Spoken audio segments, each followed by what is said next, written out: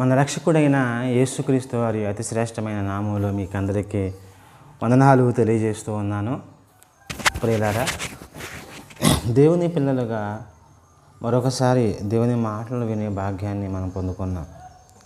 మనుషుల మాటల కంటే దేవుని మాటలో మన జీవితాలకు మేలు, సంస్కారవంతమైన సమాజాన్ని ఉద్ధరించే జీవితం కావాలి అంటే ఖచ్చితంగా దేవుని మాటలు కావాలి, తప్పదు. కనుక దేవుని మాటలు మనం విందాం, మన జీవితాన్ని సరి చేసుకుందాం. రోగం ఉన్నవాడు వైద్యం ఎలా విధంగా చేయించుకుంటాడో, ఇదిగో భయంకరమైన ఆత్మరోగాలతో బాధపడుతున్న మనము దేవుని మాటలతో వైద్యం చేయించుకోవాలి. కనుక దీర్ఘకాలిక రోగాలు ఎన్నో ఉన్నవే కనుక దేవుని మాటల చేత దాన్ని మనం నయం చేసుకోవాలి. కనుక సమయంలో ప్రార్థన చేసుకుందాం. పరమందు ఆశీనుడగు మా దేవ, నీకు స్తుతులు స్తోత్రములు తెలియజేస్తూ ఉన్నాం. అయ్యా, మమ్మల్ని మరొక దినములోనికి ప్రవేశపెట్టారు, అందుని బట్టి తండ్రి నీకు స్తోత్రములు. ఆత్మకు అనుదిన ఆహారము అనే కార్యక్రమములు అయ్యా, మీ పిల్లలతో మీరు మాట్లాడండి, వారి హృదయాలను తాకండి, స్వస్థపరచండి. మహిమ మీరు పొందుకోమని క్రీస్తు వారి నామములో ప్రార్థిస్తూ ఉదయం మా పరమ తండ్రి, ఆమేన్. ప్రభునందు ప్రియమైన దేవుని వాళ్ళరా, క్రైస్తవుడు అంటే అతను ఒక క్లియర్ అయిన శుద్ధమైన మనుషుడు అని అర్థం చేసుకోవాలి. ఎందుకనంటే లోకాన్ని వద్దనుకొని, లోకాశలు వద్దనుకొని, లోకములో ఉన్న మలినాలు ఏమీ కూడా కాదనుకొని పరిశుద్ధంగా బ్రతకడానికి సిద్ధపడిన వాడే క్రైస్తవుడు. క్రైస్తవుడు అంటే పరిశుద్ధుడు.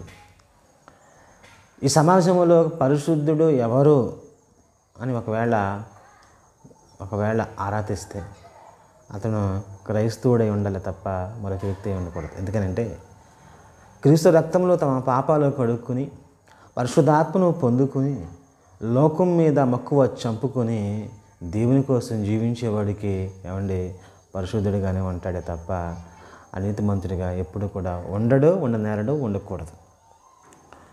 కనుక ఈరోజు ఒక పాఠాన్ని జ్ఞాపం చేసుకో, ఒక మంచి సుగుణం మన జీవితంలో ఉండాలి. ఏంటో సుగుణం అంటే ఆత్మఫలాలు ఉన్నాయి కదా. ఆత్మఫలాల్లో ఒక పాయింట్ ఏంటంటే ఆశ నిగ్రహము. ఆత్మ ఉన్నవాడు దేవుని కొరకు బ్రతకడం కోసం ప్రయత్నం చేస్తాడు. అలాగా ఆత్మ ఉన్న వ్యక్తికి ఏముంటుందంటే ఆశలను అణుచుకునే స్థితి ఉంటుంది, సామర్థ్యం ఉంటుంది. ప్రతిదాన్ని కూడా ఆశించని నైజం కలిగి ఉంటాడు.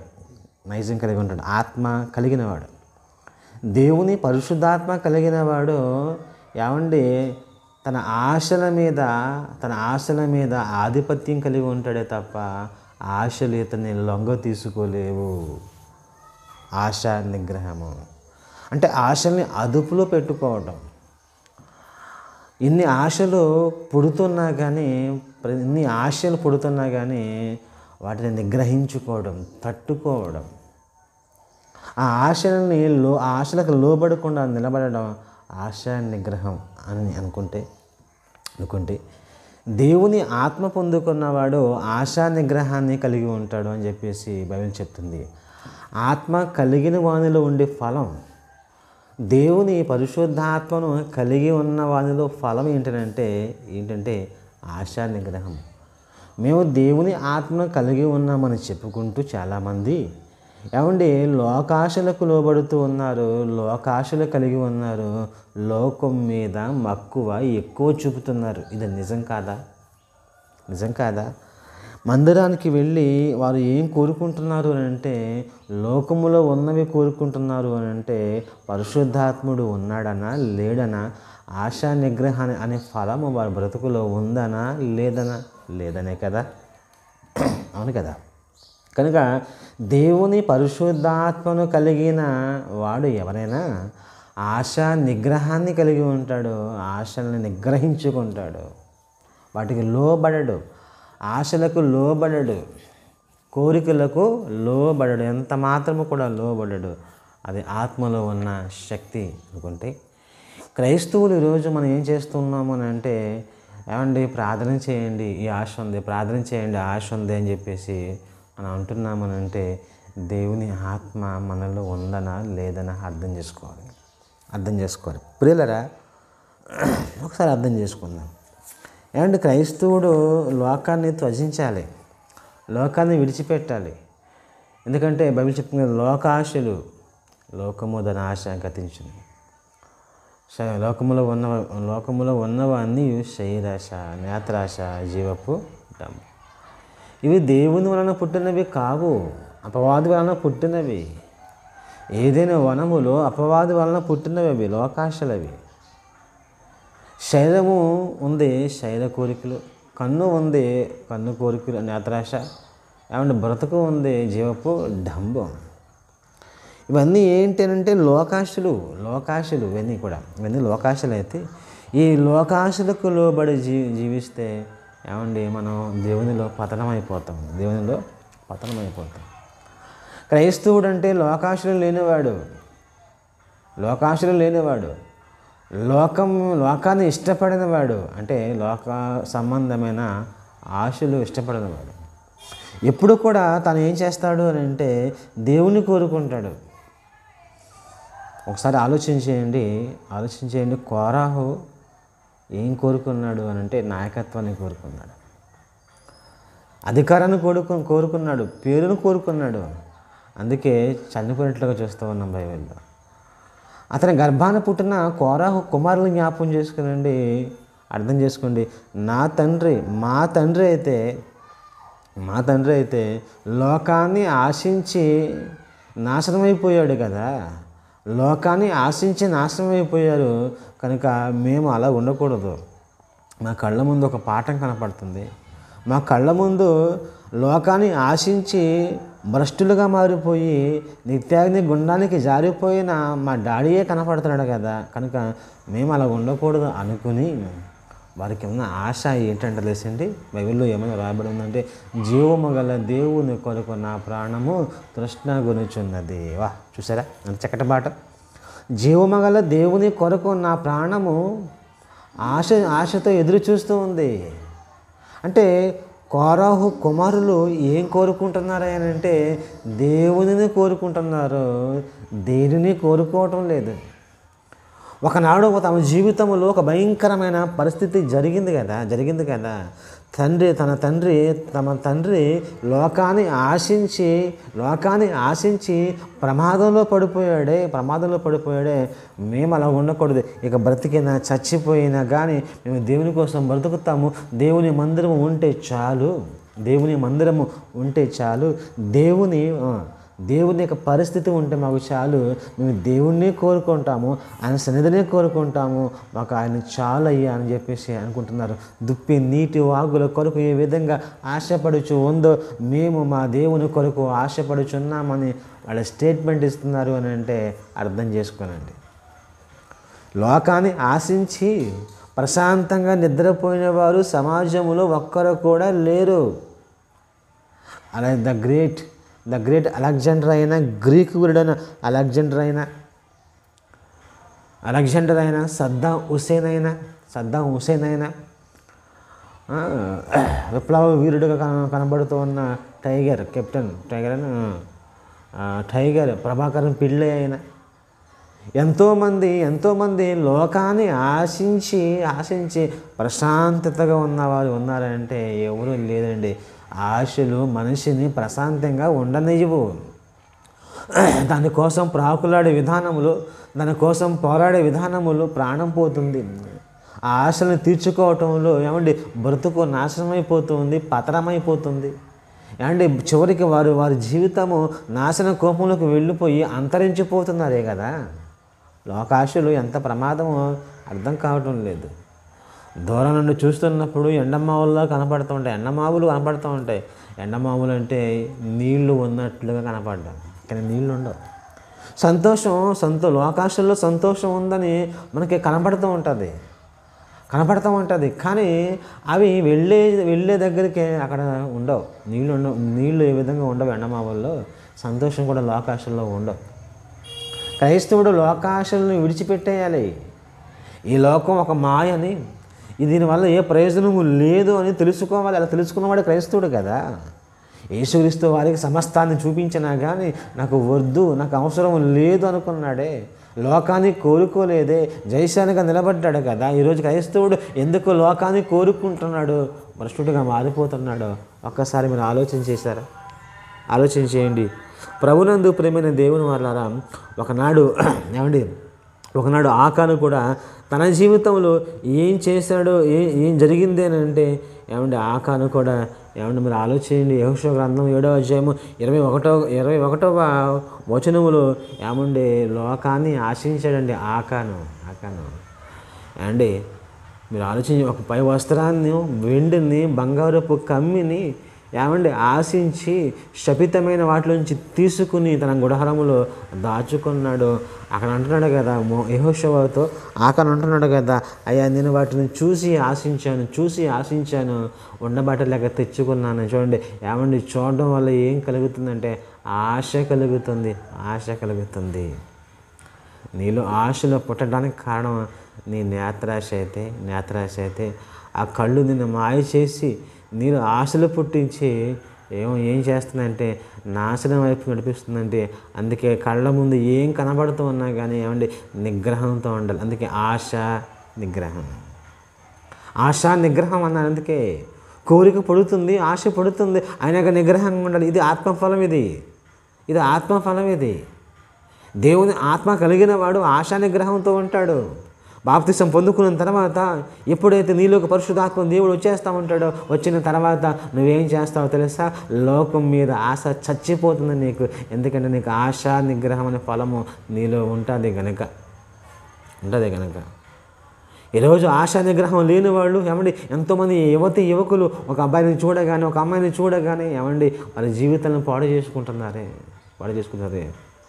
ఒక అమ్మాయి 2-3 ప్రేమిస్తుంది, ఒక అబ్బాయి 2-3 ప్రేమిస్తున్నాడు. ఎందుకంటే ఇది కావాలి, ఈమె కావాలి, ఇవి అందంగా ఉంది, ఈమె దగ్గర డబ్బు ఉంది, ఇదిగని చెప్పేసి ఒక ఆమెతో తిరుగుతూ ఉన్నాడు, ఒక ఆమెను ప్రేమిస్తూ ఉన్నాడు, ఒక ఆమెను పెళ్లి చేసుకుంటున్నాడే. భార్య చాలదన్నట్టుగా పరాయివాడి భార్యతో తిరగటం, భర్త సరిపోడన్నట్టుగా పరాయి భర్తతో తిరగటం. ఆశా నిగ్రహము లేదు కదా. ఆశా నిగ్రహం లేకపోతే ఇదే జరుగుతుంది. ఈ ఆశా నిగ్రహములో ఆశా నిగ్రహం లేకపోతే పరాయి పురుషుని, పరాయి స్త్రీని మోహించి వారి జీవితాన్ని నాశనం చేసుకుంటున్నారు. కుటుంబాలు పాడైపోతున్నాయి కదా, బిడ్డలు అనాథలైపోతున్నారు కదా. మీరు ఆలోచన చేసుకోవాల్సిన, మనందరం ఆలోచన చేసుకోవాల్సిన అవసరం అంతే. లోకంలో మనకి ఏం కావాలండి? దేవుడు చాలు. ఈ భూమి మీద మనకి ఏం కావాలండి? దేవుని ప్రేమ చాలండి. చాలు.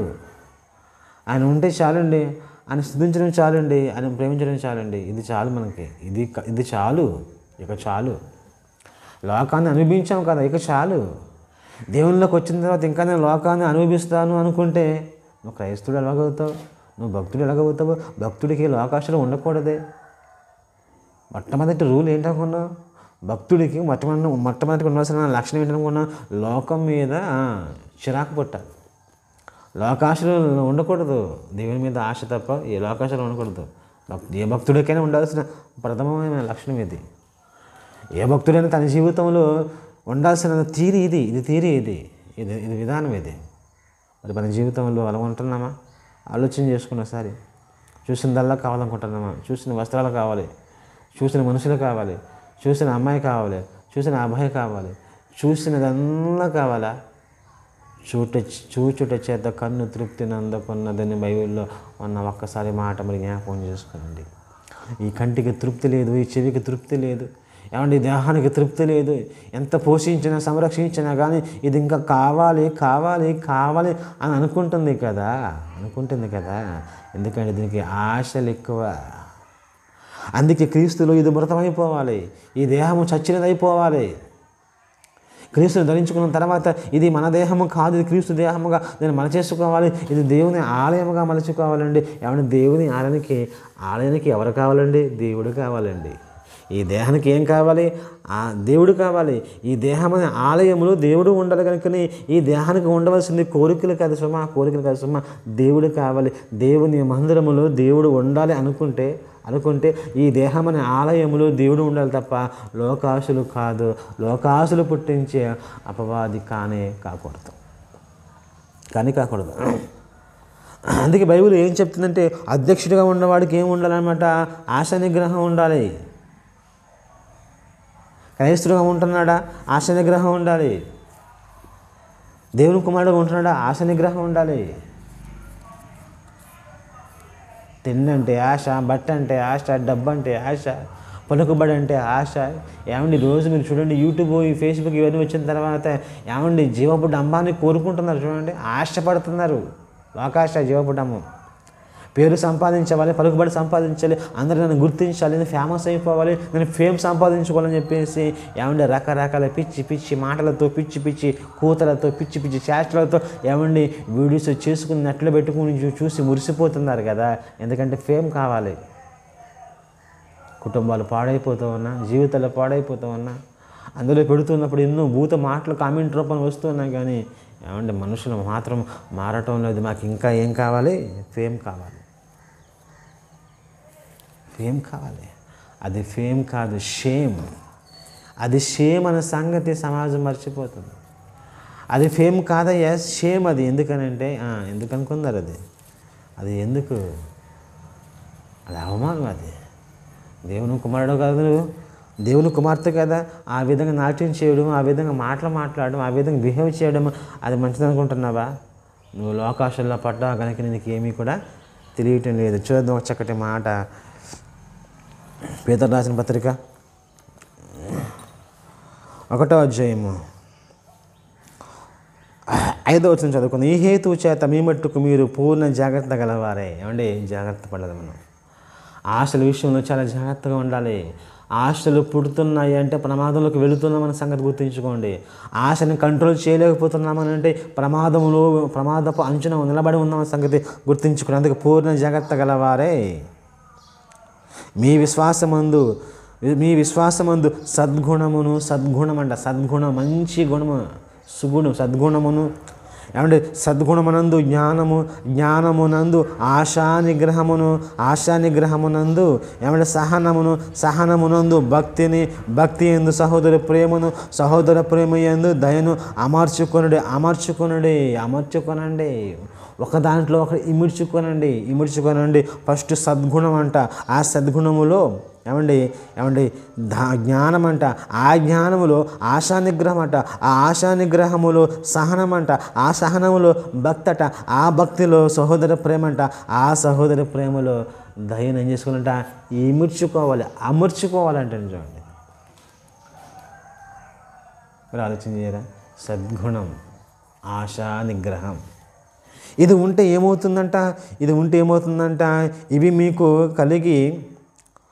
మీకు కలిగి విస్తరించిన ఎడల అవి మన ప్రభువైన యేసుక్రీస్తుని గురించిన అనుభవ జ్ఞాన విషయంలో మిమ్మును సోమరులైన నిష్ఫలలైన కాకుండా ఏమంటే ఆలోచన చేశారా? ఏమండి మనం సోమరులం కాకుండా ఉంటామంట.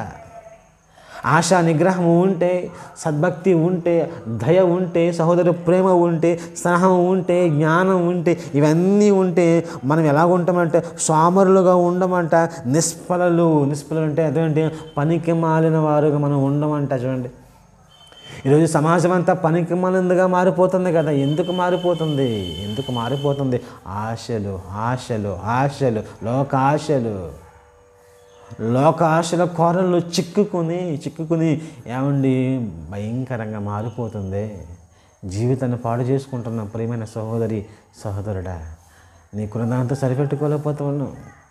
నీకున్న దాంతో నువ్వు తృప్తి పడలేకపోతూ ఉన్నావు. ఒక పురుషుడు కావాలి, ఇంకో పురుషుడు కావాలి, ఒక స్త్రీ కావాలి, ఇంకో స్త్రీ కావాలి, ఇంకా డబ్బు కావాలి, ఇంకా పేరు ప్రఖ్యాతులు కావాలి. ఈ అమ్మాయిని ప్రేమించాను, ఇంకొక అమ్మాయిని ప్రేమించాలి, ఈ అమ్మాయిని తిరుగుతుంది, ఇంకో అమ్మాయితో తిరగాలని చెప్పేసి ఏంటండి ఇవన్నీ కూడా? కానీ ఎవరికైతే ఆశ నిగ్రహం ఉంటుందని అంటే ఏమంటే వారు యూజ్లెస్ ఫెలోగా ఉండరట, సోమరులుగా ఉండరట. ఇవి ఎవరికి లేకపోవునో, ఈ ఆశా నిగ్రహం ఇవన్నీ ఎవరికి లేకుండా ఉంటాయో ఏమండి వాడు తన పూర్వ పాపములకు శుద్ధి కలిగిన సంగతి మరిచిపోయి, నేను బాప్తిసం పొందుకున్నాను, పాపక్షమాపణ పొందుకున్నాను, నేను క్రైస్తవుడిగా మారిపోయి నేను దేవుని కుమారుడిని అన్న సంగతి మర్చిపోయాట. ఏం చేస్తాడంటే గుడ్డివాడును దూరదృష్టి లేనివాడుగా మారిపోతాడు. గుడ్డివాడైపోతాడంటండి. ఆశ, లోకాశలు ఏం చేస్తాయి తెలుసండి? గుడ్డివాడిని చేసేస్తాయి.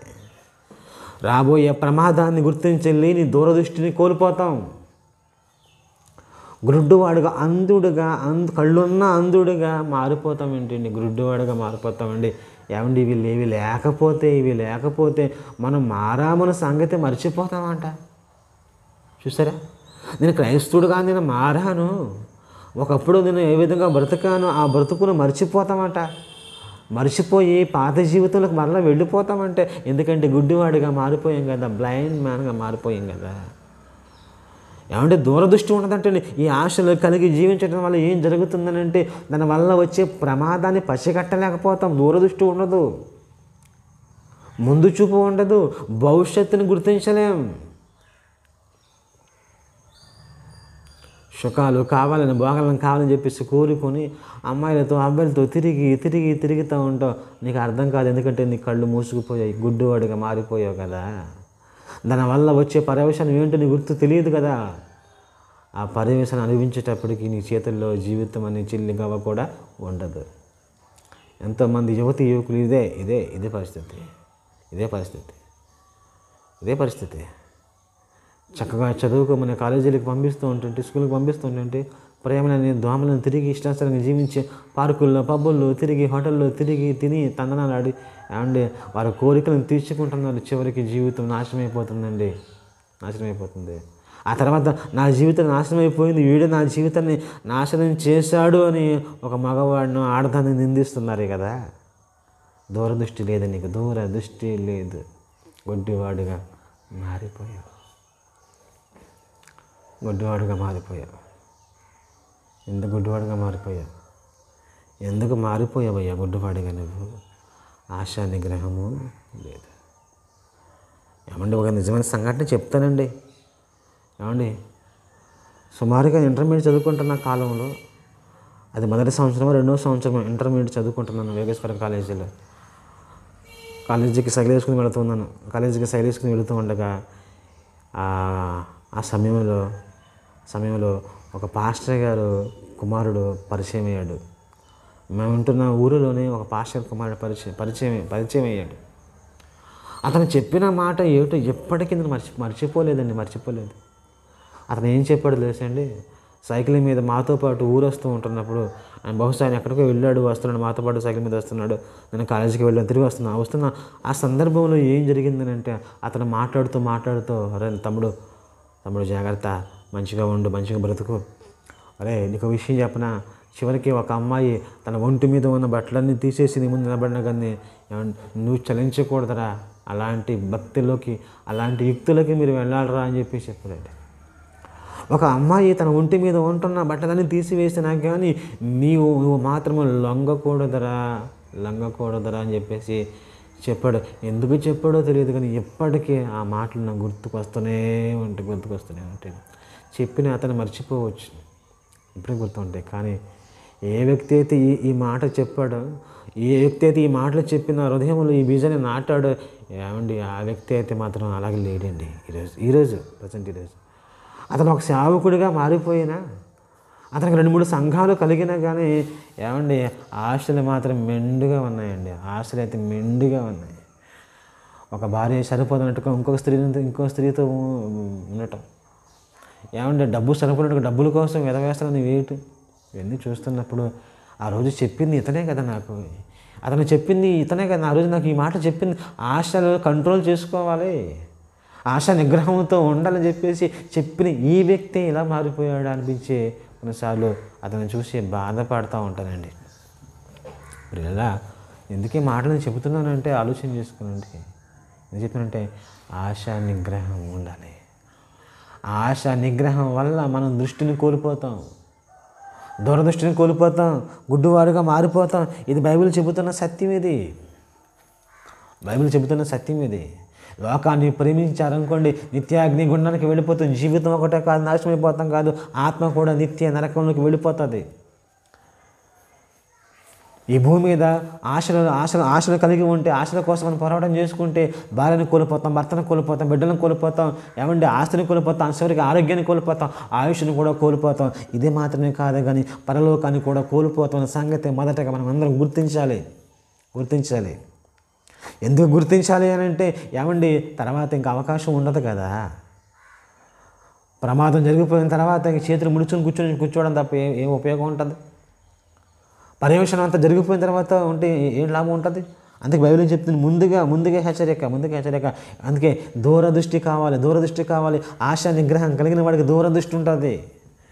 ఈ పని చేయటం వల్ల పర్యవసానం ఏంటి ఒక దూరదృష్టి ఉంటుంది. ఒకవేళ ఆశలతో హృదయం అంతా నిండిపోయింది అనుకోండి, గురుడువాడుగా మారిపోతాము, దూరదృష్టి ఉండదు, ఏం చేస్తాడో ఇది తెలియదు, ఏమవుతుందో తెలియదు. ఆశా నిగ్రహం ఎంత గొప్పదో ఆలోచన చేసుకోండి సుమా. ఆశా నిగ్రహం ఎంత గొప్పదో ఆలోచన చేసుకోండి. మన జీవితాన్ని కాపాడుతుంది. సెల్ఫ్ కంట్రోల్ కావాలి. మన జీవితంలో ఆశలు ఎన్ని పుడుతూ ఉన్నా కానీ ఇది నాకొద్దు అనుకోవాలి. భక్తిహీనుని ప్రేరేపింపకం ఏం చేయాలట? ఒప్పకము. పాపులను ప్రేరేపింపకం ఏం చేయాలి? ఒప్పకము. సాతానుని ప్రేరేపింపకం ఏం చేయాలి? ఒప్పకము. అపవాది అన్నవాడు అనే సభ్యుల జీవితంలో ఏమైనా ప్రేరేపించాడు, ప్రేరణ చూపించి ప్రేరేపించాడు. పాపం చేశారండి, చనిపోయారు కదా. మిద్ది మీద దావీదు గారు ఒంటరిగా నడుస్తూ ఉంటున్నప్పుడు ఏమండి ఒక అమ్మాయిని చూడగానే ఏమండి అతను ప్రేరేపించాడు. ఆ ఆశకు లొంగిపోయాడు. నరహత్య చేశాడు. తన కాని వారిని తెచ్చుకొని అనుభవించేసాడు. పాపాన్ని మూట కట్టుకున్నాడు. ఆ పాపం చేయటం వల్ల ఎన్ని ఉపద్రవాలు తన జీవితంలో జరిగాయో మీకు తెలియదు కదా. చదివితే ఆ చరిత్ర చదివితే దావీదు తన జీవితంలో చేసిన ఆ ఒక్క కోరికను కంట్రోల్ చేసుకోలేకపోవడం వల్ల, ఒక్క ఆశ తీర్చుకోవటం వల్ల ఎంత ఉపద్రవానికి లోనైపోయాడో, ఎన్ని కష్టాలకు లోనైపోయాడో, ఎన్ని బాధలు పడ్డాడో, ఎన్ని కన్నీళ్ళతో నిండిపోయాడో చరిత్ర మనకు అర్థమవుతుందని కనుక ఒక్కసారి ఆలోచన చేయండి. మనలో పుడుతూ ఉన్న ప్రతి కోరికలను తొంగలో తొక్కేయాలి. వాక్యం అనే ఖడ్గముతో నరికివేయాలి. ఎన్ని ఆశలు పుడుతూ ఉన్నదని ఖండించి వేయాలి. అది మంచిది, మన జీవితానికి మంచిదండి. జీవితాన్ని పాడు చేసుకుంటే మరలా రాదు, బ్రతుకును పాడు చేసుకుంటే మరలా రాదు. కనుక కాలం ఉండగానే, ఆరోగ్యం ఉండగానే చక్కబెట్టుకుందాం, మన జీవితాన్ని బాగు చేసుకుందాం. మనం ఎన్నో ఆశలు పుడుతున్నాయి కదా అని చెప్పేసి ప్రతి ఆశకు లొంగిపోతే నువ్వు ఏమైపోతావు తెలుసా? ఏమండి, ఎంతోమంది లోకాశలకు లొంగిపోయి ఏం చేయాలో తెలియక అవమానముతో ఉరిపోసుకొని, కృష్ణలు పోసుకొని, నిప్పు అంటించుకొని, నదులు దూకేసి, చేతులు కాళ్ళు కోసుకొని చచ్చిపోయిన వారు చాలామంది ఉన్నారండి. చివరికి ట్రైన్ మీద తలకాయ పెట్టి చచ్చిపోతున్న వారు కూడా చాలామంది ఉన్నారండి. లోకాశల గురించే కదా. ప్రేమ విఫలమైందని, నన్ను ప్రేమించిన వాడు నాకు కడుపు చేశాడని, నన్ను ఇష్టపడిన అమ్మాయి ప్రేమించలేదు అని, మోసం చేసిందని, ఇగో ఎవరి కోసమో ఏమండి చంపుకుంటున్నారు, చచ్చిపోతూ ఉన్నారండి. ఎందుకండి ఈ పాడు జీవితం? మనం పాడు చేసి ఆశలు మనకి ఎందుకండి? మనం బాగు చేసే జీవమగల దేవుని కొరకు తృష్ణ కూడా చాలు, ఆ ఒక్క ఆశ చాలు కదా. అర్థమైపోయింది, కోరాకు మనకు అర్థమైపోయింది. ఇదే కదా నా తండ్రి కోరుకున్నది. ఏం పొందుకున్నాడు? ఇదిగో గుడ్డివాడిగా మారిపోయాడు. దురదృష్టి లేకుండా పోయింది. పాతాళం మింగేసింది కదా నా తండ్రిని. మేమైనా జాగ్రత్త పడతామని చెప్పేసి దేవుని మందిరాన్ని మాత్రమే కోరుకుంటూ, దేవుని సన్నిధిని మాత్రమే కోరుకుంటూ, ఏమని దేవుని స్తుతిస్తూ ఆరాధిస్తూ బ్రతుకుతున్న ధన్యజీవులు కోరాహు కుమారులండి. వారిని బట్టి దేవునికి మహిమ కలుగును గాక, వారిని బట్టి దేవునికి స్తుతి కలుగును గాక. ఎందుకంటే ఈరోజు వాళ్ళు మనకు పాఠం అయ్యారు. ఆఖరి జీవితంలో ఏమయ్యాడంటే తనతో పాటు తన కుమారులు, తన కూతుళ్ళు, తన ఆస్తి అంతా కూడా ఆకూరులోకి తీసుకుని వెళ్ళిపోయారు. ఆ ఆకూరు లోయల్లో అతన్ని కాల్చేశారండి. రాళ్ళొచ్చి చంపేసి అతన్ని కాల్చేశారండి. రాళ్ళతో కొట్టి చంపబడ్డాడు ఆకాను. ఆశ మనిషిని చంపేస్తుంది. ఆశ మనుషుల్ని పతనం చేస్తుంది. ఆశ మనుషుల్ని నిత్యాగ్ని గుండానికి నడిపిస్తుంది. లోకాశ మనుషుల్ని పతనం వైపు నడిపిస్తుంది, గుడ్డివాడిగా చేసేస్తుంది. కళ్ళ ముందు కనబడుతుంది, కళ్ళ ముందు కనపడుతుంది. ఏంటి అనే పరిస్థితి కూడా లేని దుస్థితిలోనికి ఏమండి ఆశలు తీసుకుని వెళ్ళిపోతాయి. ఒక్కసారి ఆలోచన చేసుకునండి. దేవుని పిల్లలుగా బ్రతుకుదాం. దేవుని కోసం జీవిద్దాం, ఆశలను విడిచిపెట్టేద్దాం. దేవుని మీద ఆశ పెట్టుకోనండి, దేవుని మీద ఆశ పెట్టుకోనండి. దేవుడు అటువంటి గొప్ప భాగ్యాన్ని మనందరికీ దయచేయనుగాక. ప్రార్థన చేసుకుందాం. పరలోకమందున మా తండ్రి, నీ ఘనమైన శ్రేష్టమైన మీ ప్రేమను బట్టి తండ్రి నీకు వందనాలు తెలియజేస్తున్నాను. అయ్యా, మీ కుమారుడు ఈ లోకానికి వచ్చినప్పుడు తండ్రి ఏ ఆశలు లేనివాడు కనపడుతున్నాడు. మేము మీలో పుట్టినప్పుడు మేము కూడా అలాగే కనపడాలి, కానీ కనపడడం లేదు. అయ్యా, మా జీవితంలో తండ్రి ఆశా నిగ్రహాన్ని కలిగి జీవించడానికి సహాయం చేయండి. అయ్యా, ఆశల వల్ల ఎంతటి ముప్పు ఉందో, ఎంతటి ముప్పు వాటిల్లుతుందో తండ్రి, అయ్యా మేము గుర్తించటకు సహాయం చేయండి. మేము తిరుగుటకు సహాయం చేయండి తండ్రి. అయ్యా, నీకే స్తుతి స్తోత్రములు. దేవా, నీకే మహిమ చెల్లిస్తాను, నీ ఘనత చెల్లిస్తాను. యేసు నామములో మా హృదయాన్ని స్వస్థపరచండి. లోకాశలు మాలో కలగకుండా తండ్రి మమ్మల్ని బలపరచండి, సిద్ధపరచండి తండ్రి. దేవా, నీకే వందనాలు, స్తుతులు స్తోత్రములు తెలియజేస్తాను. మా బ్రతుకులు తండ్రి మంచి కార్యాలు మీరు చేయండి తండ్రి. మేము చెడ్డ కార్యాలు చేయకుండా మమ్మల్ని ఆపండి. అయ్యా, సెల్ఫ్ కంట్రోల్ మాకు దయచేయండి తండ్రి. ఆశా నిగ్రహం మాకు దయచేయండి తండ్రి, ఆత్మఫలము ద్వారా తండ్రి. ఎందరైతే మాటలు వింటున్నారో వారందరినీ బలపరచండి, స్థిరపరచండి. వారు కూడా తండ్రి ఆ ఆశ నిగ్రహం కలిగి తండ్రి మంచిగా బ్రతుకుటకు సహాయం చేయండి. జీవితాన్ని కట్టుకునే మహత్తరమైన భాగ్యాన్ని దయచేయమని ప్రార్థన చేస్తున్నాను. సంఘాన్ని దీవించండి, బలపరచండి. బయట సంజయ్ గారు మీరు ప్రార్థన చేస్తున్న ఆరోగ్యం, ఆయుష్ దయచేయండి. నీ రక్షణ భాగ్యాన్ని పొందుకోవడానికి కావాల్సిన ప్రతి ఈవి దయచేయమని ప్రార్థన చేస్తున్నాను. ఇంకా సంఘంలో ఎవరైతే అనారోగ్యంతో వారందరినీ జ్ఞాపకం చేస్తున్నాండి. ఆరోగ్యము, ఆయుష్ దయచేయండి తండ్రి నీకు వందనాలు. ఈరోజు జరగబోయే కృతజ్ఞత సువార్త కొడుకుని బట్టి నీకు వందనాలు. వాతావరణాన్ని అనుకూలపరచండి, సక్రమంగా జరుగుటకు సహాయం చేయండి తండ్రి. నీకే వందనాలు, నీకే స్తుతులు స్తోత్రములు తెలియజేస్తున్నాను. మహిమతో మీ బిడ్డలు నింపి బలపరచమని, మీరే మహిమ పొందుకోమని, ఎందరైతే మాటలు వినబోతున్నారో అందరినీ స్వస్థపరిచి మీరే మహిమ పొందుకోమని యేసు వారి నామంలో ప్రార్థించి అడిగి వేడుకొనిచున్నాను మా పరమ తండ్రి, ఆమేన్. అందరికీ వందనండి. దయతో ఆత్మకు అనుదిన ఆహారం అనే కార్యక్రమము మీకు ఇష్టమైనట్లయితే, ఆత్మీయంగా ఉంది అనిపిస్తే ఖచ్చితంగా ఈ మాటలని తప్పకుండా వినండి, చివరిదాకా వినండి. ఖచ్చితంగా మీకు మేలు కలుగుతుంది. దేవుని పిల్లలుగా మీరు మారుతారు, అవకాశం ఉంటుంది. అదేవిధంగా ఈ వాక్యాన్ని అనేకులకు షేర్ చేసి దేవుని పనిలో పాలుభాగస్తులు అవ్వండి. దేవుడు మిమ్మల్ని దీవించును గాక. Amen. God bless you. Thank you very much.